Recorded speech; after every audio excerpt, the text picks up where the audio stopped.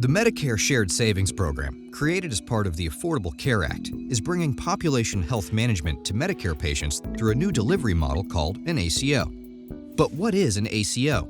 An accountable care organization is a group of healthcare providers, so hospitals, physicians, maybe even post-acute providers, who are collectively responsible for the cost and quality of care a particular set of patients receive over time. Physicians choose to be a part of an ACO, and those physicians have their own patients. And that link, ACO to physician to patient, is how Medicare assigns patients to the ACO. If, over the course of the year, a patient gets most of their primary care from physicians in a particular ACO, then that ACO is going to be responsible for the cost and quality of the care they receive. And that means all the care, even from providers outside of the ACO. Once an ACO has its patients, how does it get paid? Under shared savings, providers in an ACO treat a patient, then bill and get paid by Medicare. Nothing new there.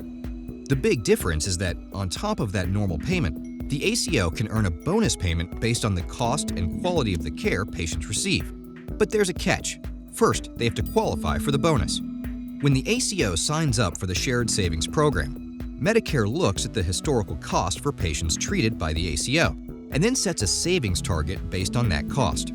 So if treating a patient at the ACO cost $10,000 before, Medicare could tell the ACO they have to treat the same patient for less than $9,800 this year to get their bonus. Each year, Medicare will look at all their data and adjust that target based on national trends. The idea is to get the ACO to focus on controlling cost growth over time. At the end of the year, Medicare looks at how much it spent on patients assigned to the ACO and compares the actual spending against the target. If the ACO was above the target, no bonus. In fact, if the ACO missed the target by too much, Medicare could actually demand they give back some of the money they'd already paid out.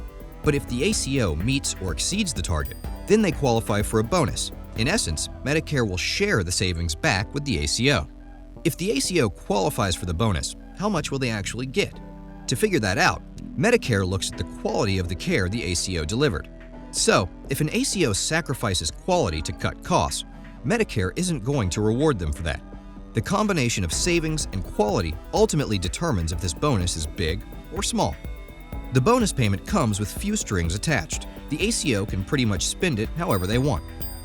That's shared savings in a nutshell. Dollars are tied to patients, patients are tied to physicians, and physicians are tied to ACOs. But as you might expect, the devil's in the details. And the Medicare Shared Savings Program is complex. Visit advisory.com to see the Advisory Board's collection of best practices, research, tools, and expert insight.